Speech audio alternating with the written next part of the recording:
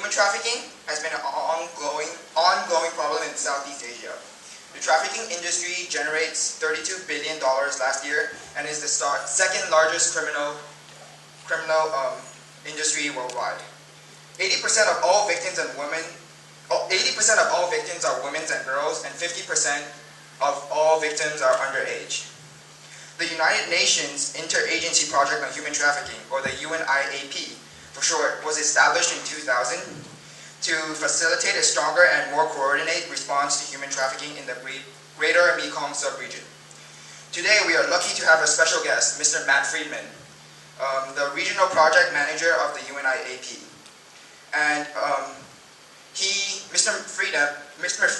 Friedman, he talked to us at the ICE conference earlier this year, and he was very inspirational, and this led me to start a human trafficking service club at school. And also a fun fact about Mr. Friedman is that he also appeared in National Geographic's documentary, 21st Century Sex Slaves. So that is a really interesting documentary you can watch about Thailand and how he tries to combat the human trafficking issue. So without further ado, please can we give a round of applause to Mr. Matt.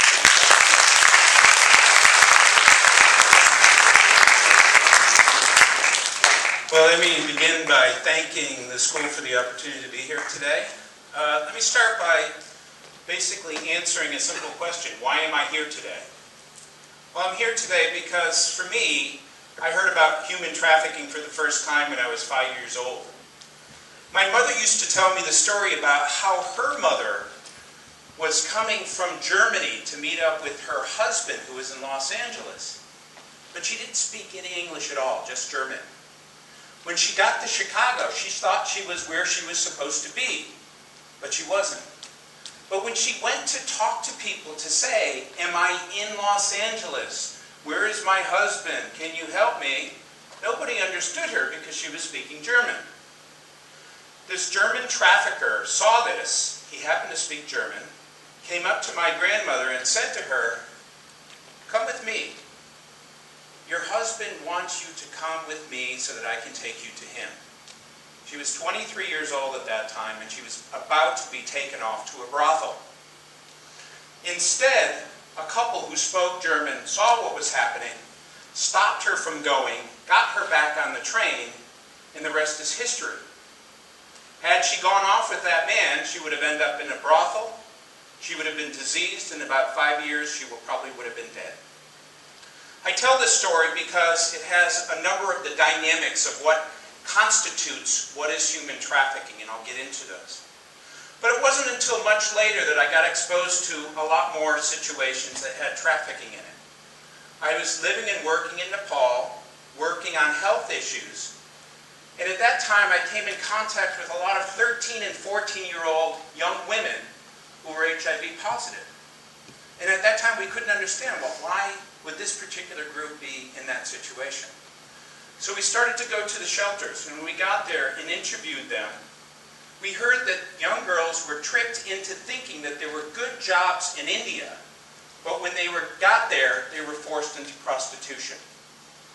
And the more we heard these stories, the more we said, wow, this is slavery here. This is a terrible thing. Something has to be done.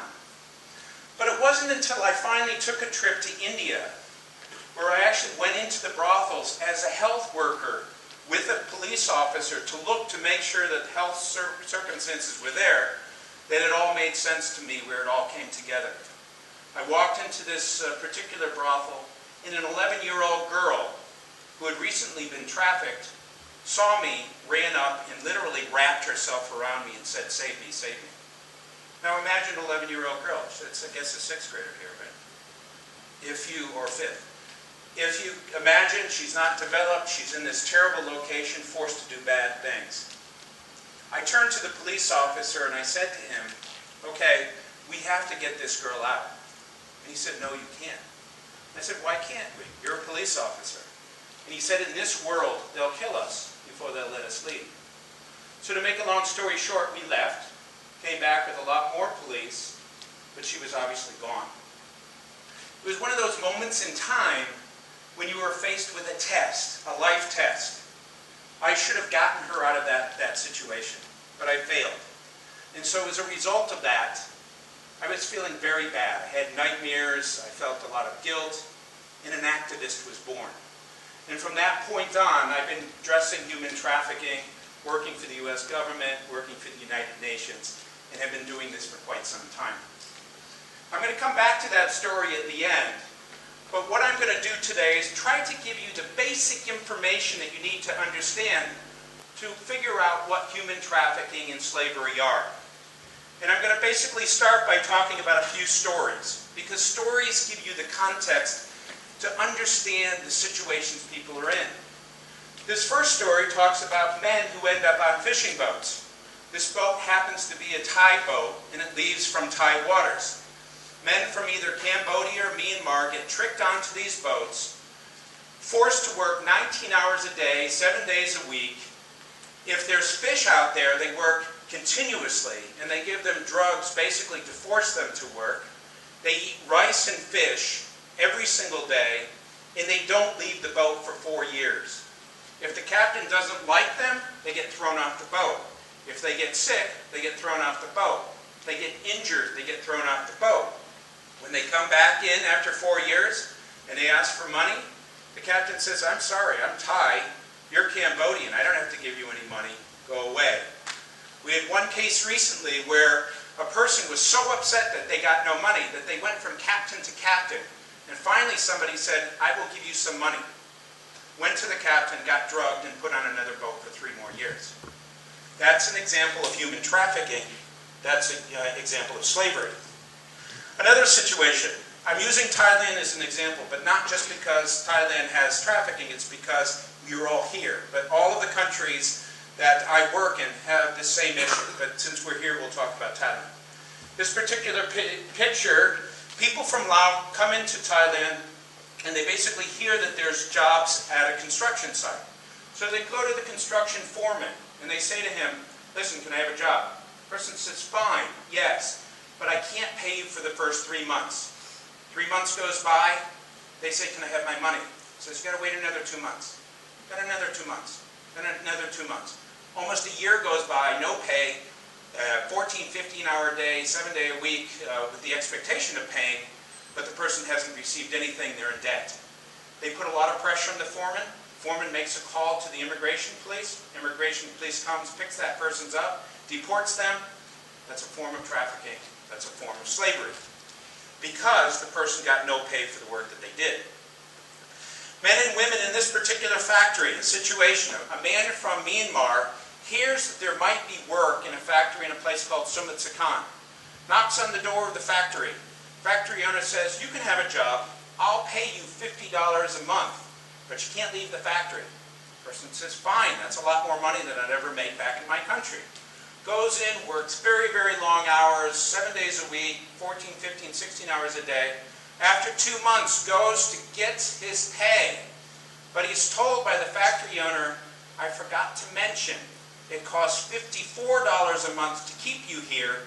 I'm only paying you $50. You owe me money. You can't leave until you pay that back." So every month that person works, they get more in debt. Situation in Cambodia this time. Person hears that they can make a lot of money in Malaysia by basically putting some money up, getting a passport, and being sent there to be a domestic servant. They are told they'll get $120 a month, which is a lot of money for a Cambodian. They pay the money, they go through the training, they get sent to Cambodia. When they get there, they have no free time, they have no cell phone use, they can't talk to anyone, they can't do anything, and they work from 6 until 11 o'clock every single day.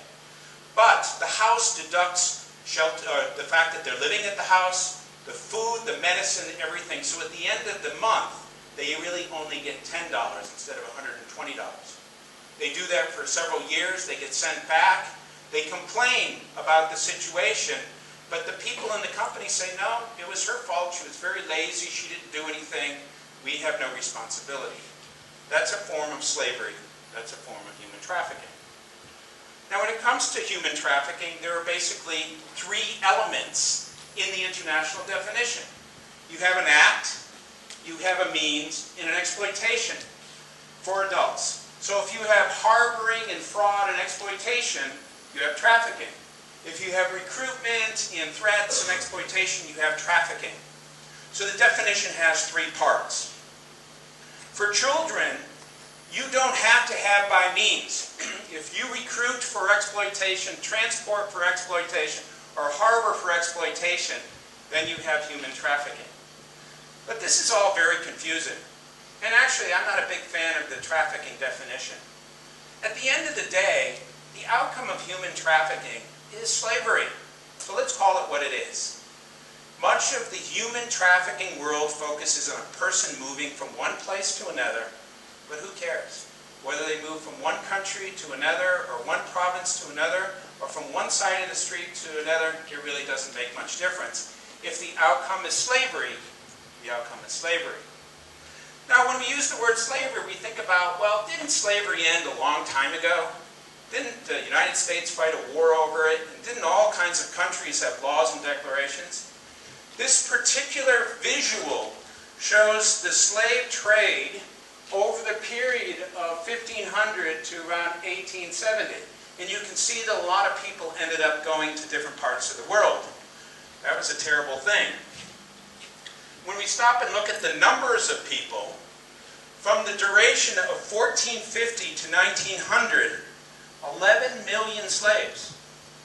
Does that seem like a lot? 11 million? Okay, so remember, we thought slavery was over. That was abolished a long time ago. There are actually more slaves today than at any other time in history. And to put this number into perspective, let's compare it to the 11 million number that took place over, what, 450 years. The number of people selected by slavery now is 20,900,000. 20 million. So let's look at how this number breaks down. We live in Asia now. Most of the people in this situation, 11.7 million of them, are in this part of the world. If we stop and look at private slavery versus labor slavery, you can see the distinction up here. When we talk about slavery that is state-run, it means that a government is involved in putting people into slave-like circumstances. Uzbekistan is an example of, at around this time of the year, all of the kids are basically put into the cotton fields and forced to pick cotton. That would be an example of a state-run enterprise. And then when it comes to private sector, where you see the sex industry and forced labor, we mostly hear about people ending up in the sex industry, but this is really where most of the people end up, in labor situations, like I mentioned on the fishing boats, the sweatshops, etc., etc. Okay, so I want to go back to some statistics. As I said, most people think that human trafficking is like, what was the name of that movie that basically comes out about the guy's daughter? Taken. How many of you have seen Taken? Okay. How many of you thought that that was a realistic presentation of human trafficking? Okay. It was a little bit realistic. People do get taken, they do end up in the sex industry, but having the father go in and take all those guys out and stuff, it's a little bit unrealistic. The other thing is, most people think it's women and children who are the biggest number of slaves, because most of the literature says that. But in reality, it's mostly men and boys. And that's because labor trafficking, the slavery into the sweatshops and everything else, includes lots of men and boys. Okay, so let's look at some of these numbers. In North America and Europe, 1.5 million slaves, 11.7 in Asia, 1.8 in South America. You can see how this all basically comes together. Huge numbers of people in this type of situation. Now, to put this number into perspective, if you were to take, basically, the 21 million slaves in the world and line them up, one next to each other, like this, it would extend all the way from Korea down to South Africa. That's how many we're talking about. And the people who end up in the sex industry would go all the way from one side of Europe to the other. That helps you to visualize the extent of what the problem is. Let's do a look at one other thing. It would be 39,000, can't see, 900 Boeing 747s worth of people to come up with that number. Think of how many people are on a Boeing 747, about 500 people. So let's put this into perspective another way. How many new people are entering into slavery a year? They estimate about 2.1 million. That comes out to around 5,800 a day. In the time I do this talk, there will be 240 new slaves in the world, or 4 per minute. So what does that come out to? 1, 2, 3, 4, 5, 6, 7, 8, 9, 10, 11, 12, 13, 14, 15. Another slave. Every 15 seconds that I count off, we have another person whose life is stolen away from them and forced into a situation where they lose control of their life. I say these things because it's really important for you to understand the size of the problem that we're dealing with.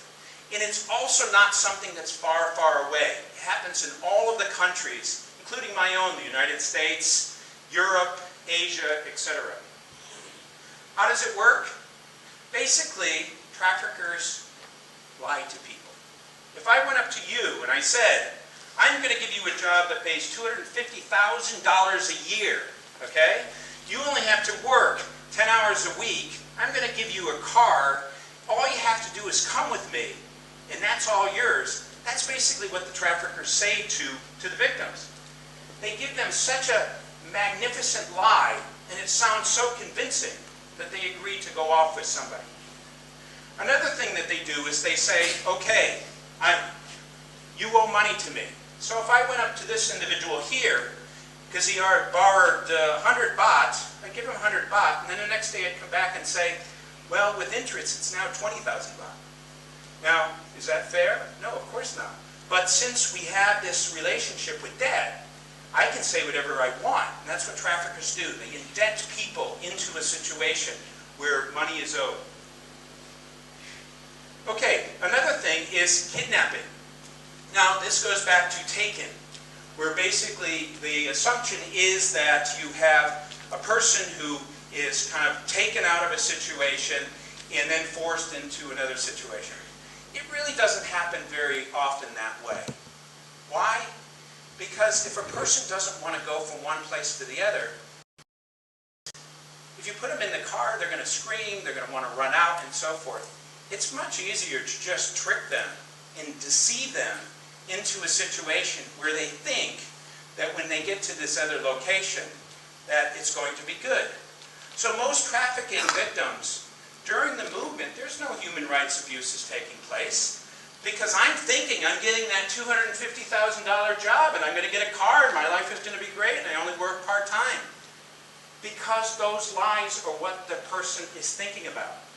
If you are a poor person and you have no opportunities and somebody all of a sudden offers you this great opportunity, then what do? You can't, even if you think that there might be a problem, you say, well, how can I say no to this? I have to basically address that. I'll talk about how we get around that a little bit later. The last thing is, you hear often parents sell their children. They're so poor that they sell their children. This happens sometimes, but it doesn't happen very often that way. Whether you're a rich person or a poor person, you still love your kids. And you love your kids just as much as anyone else. So parents going and just arbitrarily saying, I don't have any food, I don't have any opportunities, I'm just going to sell 2 or 3 of my kids and make a little bit of money. It really doesn't happen that way. What you do see is uncles and aunts and cousins and nephews sometimes hear of an opportunity where they can make money if they can get their niece or their sister or somebody else off into a situation. That sometimes happens. But for the most part, probably 80% of what we deal with is deception, where basically the trafficker themselves is just lying so much that the people just believe them. So what motivates people for human trafficking? There's basically 2 things. One of them is simply greed. If you basically can make $100 by not paying somebody, instead of $50 by paying them, and you can get away with it, why not do it? And since most of the laws have not caught up with the crimes, and I'll talk about how that works a little bit later, that's part of the reason why this is able to take place. Now there's kind of a difference in the slaves when we go way, way back. When people were buying slaves from Africa years ago, they would, in today's money, pay the equivalent of $40,000 for a slave. Nowadays, basically you can get one for about $90. And in fact, I lived and worked in Bangladesh, and I could get one for $10. Okay? I could basically get a broker and a trafficker and say, I will give you $10 to get that person over there into a situation where I basically can control them. They'll establish some type of a debt, and that person then belongs to me. Wow! Slavery. This is 21st century. Did you guys know about this? Any of you? Okay, that's why I'm here. And that's why I'm talking to you today. So let's talk a little bit about the essence of the problem.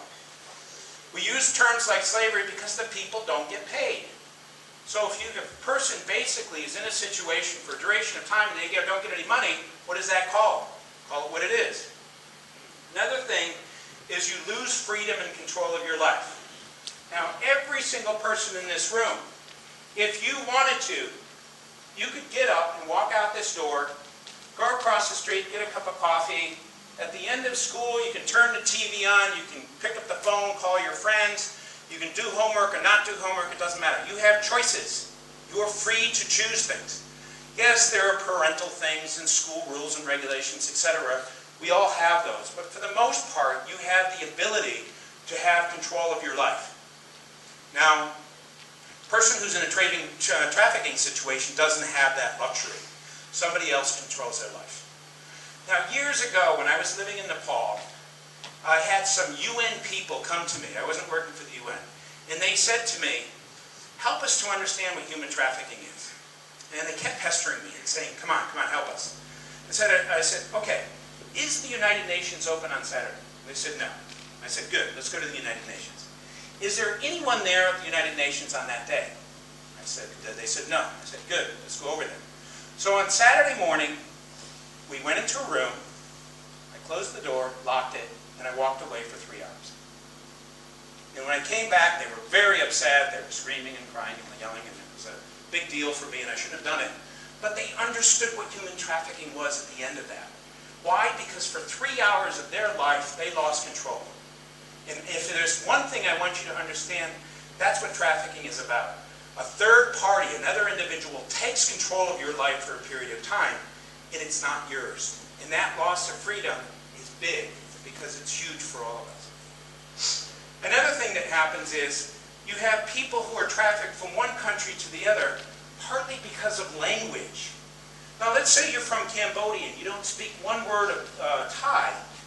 If you're in trouble and you run up to a police officer and you're talking in Khmer and they don't understand what you're saying, it's like that Chinese movie that you see sometimes where they're lip singing. All you hear is like background noise. You don't hear anything of substance. And so the police officer just pushes the person away because they can't communicate. That's one of the tricks, really, that basically traffickers use. Because if a person can't communicate that they're in trouble, then that's one way of controlling them. And often what happens is the police will pick that person up, put them in a van, send them to the immigration place, and then send them back to the other country. So when it comes to this map, and this map looks at the Mekong region, when it comes to movements of people from Cambodia to Thailand and Vietnam and China and so forth, we understand those patterns. We have the data and the information to understand them. What we don't understand much about is how people from Thailand end up in the Middle East and in the United States and other places. Because in those particular cases, a lot more organized crime is needed. Why is that? Well, to go from Cambodia to Thailand, you just cross over a river or you walk through a road. If you're going to go all the way from Thailand to the United States, you have to have a passport, you have to have plane tickets, you have to have somebody waiting there. So the organized crime element of human trafficking is a lot bigger in that particular situation. I'll explain why we don't know much about this a little bit later. But let's talk a little bit about the criminals first. Okay.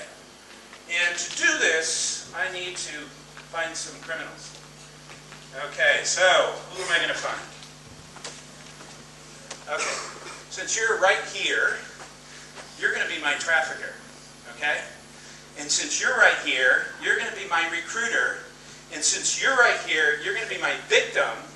And since you're right here, you're going to be my exploiter. And because you're right here, you're going to be my enforcer. So I need all you guys to come over here. Okay? And I'll tell you what to do.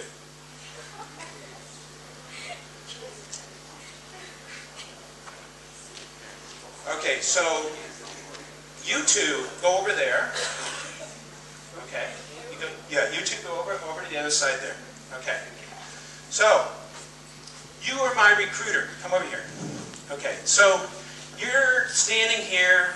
You're the person who identifies who's the trafficker. You're looking around. There's a lot of really good victims here, potentially. But you think this guy is the best one. So you decided you were going to trick that person. The fact that you have decided that puts you into the designation of recruiter. Okay, so go over there. You've identified, you talk, you have this type of thing. Now, you, basically, after he has been identified, need to bring him over to those people over there. Okay? So, now we go over here. Thank you very much. You've done your job. She's identified. These two go. We have this victim. He's going to end up on a fishing boat. 6 years there. You're not going to finish your schooling. Okay. Now, the one who's really problematic is this one right here. Excuse me. She's the one who runs the business. She's the one who basically keeps people in place. She's the one who creates the evil circumstance. But this guy here, he's also bad because he's the one who beats him up and forces him into the situation and so forth. So you have the recruiter that identifies the trafficker who moves them, the person who keeps the individual in the business, and then you have the guy who goes and does all the punching and the enforcing and carries the guns and all those other things. Okay, and this poor guy suffers as a result of that. Thank you very much. Okay. I hope this doesn't stigmatize you guys in any way. Okay, so basically this process can happen either all the way back to the village. Sometimes traffickers go into the mountains and they trick somebody and bring them all the way back to the exploitation site. Other times, they do it right across the street. They see somebody, it looks like they're in a difficult circumstance, they trick and they deceive them and force them into that situation. Okay. Any questions before I go on? Okay. So let's talk about what we do. We have this terrible problem. We have 20 million people and 21 million people in this situation. Who helps them out? Okay. So there's basically, in my world, in the developmental world, 3 different things that are basically done. The first thing is called prevention. Prevention is exactly what it is. You prevent a person from being in a situation where they get trafficked. The second is dealing with the people who are already in the situation, who are already in the harm environment, already in the slavery type circumstance. And lastly, we basically look at what do you do to help the victims after they are out of the harm environment. These are called the 3 Ps. And in the world that I work in, these are extremely important. So, how do you prevent a person from being trafficked? Well, one thing that we used to do is we did a TV commercial. Because we know that deception is a major reason why people get caught up in human trafficking, we did a TV commercial that started off by having this young girl who was obviously a potential trafficking victim talking to a trafficker, and they were kind of whispering together. And then after that, the young girl walks over to this teacher and basically says, "Teacher, wow, I got this great opportunity. I'm going to go off to dock. I'm going to make a lot of money, etc., etc." So the smart teacher basically thought to herself, okay, I have to teach this person a lesson. She pointed over there and said, "Look, it's raining over there." The young girl walks over there, looks, and then comes back and says, "No, it's not raining." The teacher basically says, well, for something as small as rain, you go and check it out. You go to see if it's happening. But for something as important as going to DACA to get a job, you're willing to jump right into it. And the reason why we basically use this story is because much of what I said creates the situation for a person to be trafficked is they get lied to.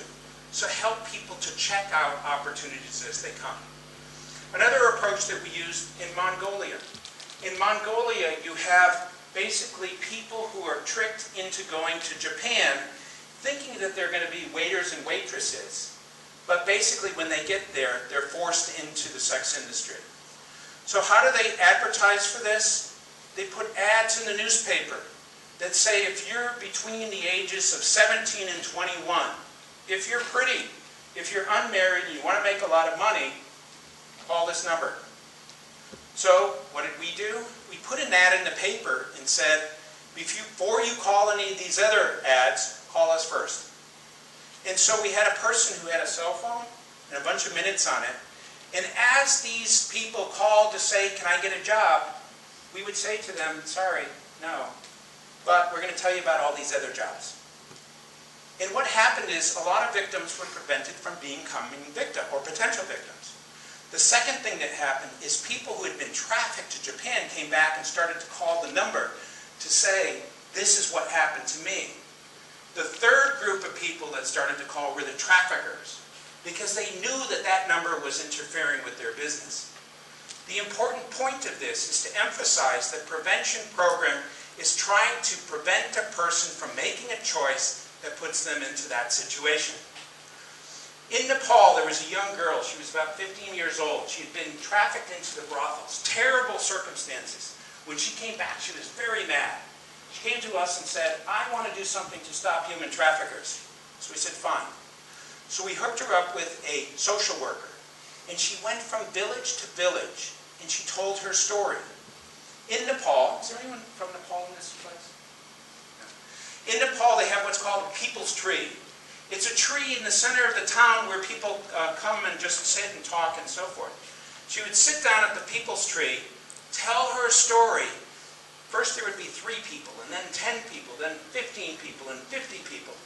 At the end of this, everybody is listening to what's being said, and then saying, oh my gosh, we didn't know about this. What can we do to help? At that time, the social worker would say, I'm glad you asked that question.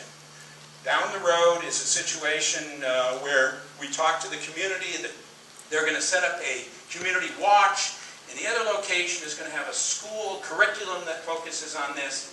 And so they offered them choices. These programs help to prevent trafficking. The second response is the legal response. And it was mentioned the National Geographic thing.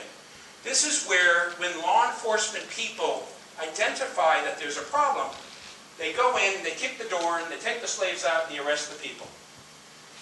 That's a response that's extremely important. Now you would think with 21 million slaves in the world, you have lots and lots of people coming and kicking doors in.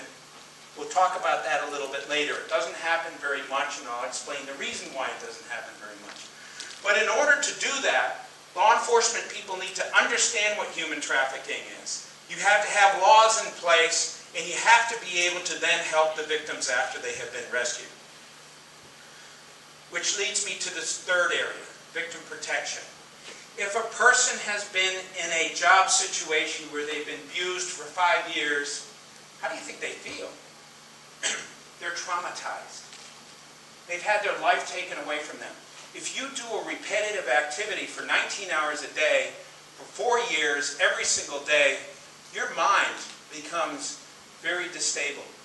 You eventually get to a point where you're almost like a zombie, because you're just doing something over and over and over again. So they need help to transition from that experience to something else. And it's most important if you have a person who has been in a brothel situation, because they are used over and over again, and that has a tremendously terrible effect on a young person throughout their entire life. So they need counseling and they need care to be able to move forward with that.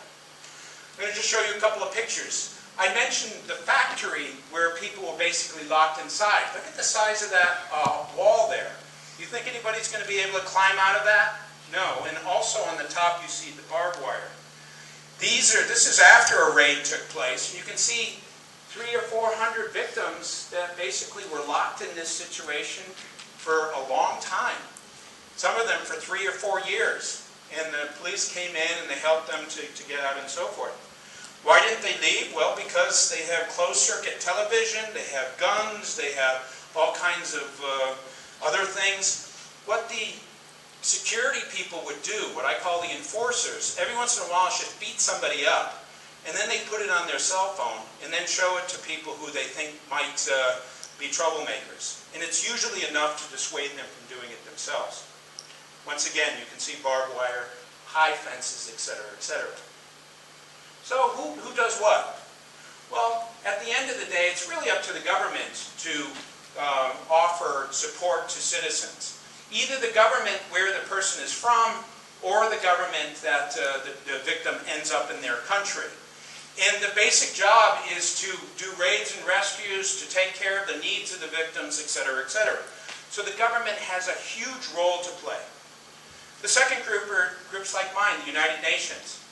As the process of going through and addressing the needs come up, somebody needs to go and make sure that human rights abuses are not put in place. You know, sometimes the police can overstep the boundaries. Sometimes victims are put into shelters where they're not getting the services they need and so forth. United Nations helps to prevent that from happening. The third group, basically, civil society, what are called NGOs. Everybody know what an NGO is? Non-government organization? Non-government organizations, or civil society groups, are the groups that help during disasters. They're the groups that basically go and help the poor, provide health care services, do all of those types of things. Now, another group that we haven't talked about much until just recently would basically be the private sector. Now, in the case of the private sector, if you buy a telephone, how many of you heard of some of the issues that Apple is facing in China? Foxconn? You guys heard about that? Okay. Where basically you have factories who have orders that are so severe and so strict that basically they can't keep up. So they make people work 15, 16, 17 hours a day, 7 days a week, etc., etc. If the private sector were to look at their factories and all of the sub-factories and so forth, they could stop a lot of human trafficking, because this is where a lot of human trafficking basically takes place. Now for the most important one, the general public. You guys, okay? You are consumers. You have more control in addressing human trafficking than I will ever have. Collectively in this room, if you collectively decide not to buy a particular product, not to go to a particular store, to basically boycott a particular good because you heard that there might be slavery associated with it, that is a very, very, very powerful tool. For example, we know that a lot of cocoa that is made, that is used to make chocolate, basically is farmed in locations where they have slave-type labor. So there have been campaigns to basically get the chocolate owners around the world to take a serious stand in addressing this particular problem. And that is one way of doing it. So I can't emphasize it enough. Who has the power? We the people. We the people in this room and all over the world. If you're informed consumers, you can make choices that basically can help to eliminate trafficking. But how has all of this worked? I want to compare some numbers here. I mentioned to you that there were 21 million people in the world in slavery. Now, if you look at the year 2011, which was last year, and you look at the number of convictions in the world and the number of prosecutions in the world, what do you see? Look at that number. 21 million versus 8,000 prosecutions. This big, this much response. Okay, the number of victims helped last year. About 42,000 victims. The number is 21 million. 42,000 people basically helped. So if you look at the number of victims that are identified in human trafficking, what do you see?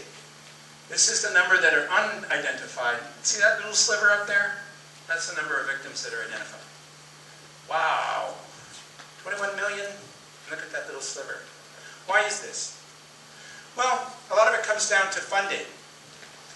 And for me to demonstrate funding, the profits generated from human trafficking are $32 billion a year. Now, let me put a billion as a number into perspective. If you started to count the moment you were born, it would take you 36 years, every second counting, to reach 1 billion. There's 1 billion seconds in 36 years. Okay? Did I say that right? Okay. So, 32 billion. Let's say that this is 32 billion. From this point all the way to the other side of here, this is 32 billion. The amount of money used to address this problem is this big. 300 million. In the United States, we eat $6 billion worth of potato chips. It takes 21 days of potato chip eating in order to address the amount of money that's used to go after slavery around the world. That gives you a sense of perspective.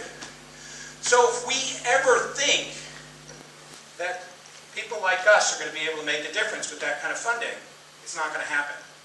Which brings me back to where the power is. The power is here.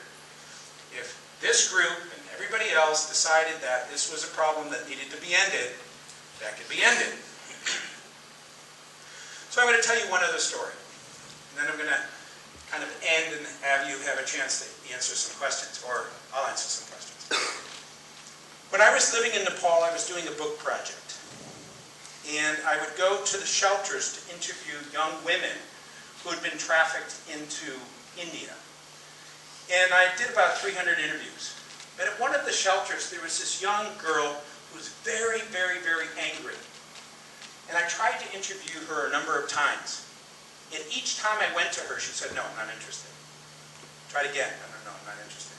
Finally, she came up and said, okay, you can interview me. So it was me and a number of other people, and we interviewed her. In over a 3-hour period, she told me the most horrific story I'd ever heard.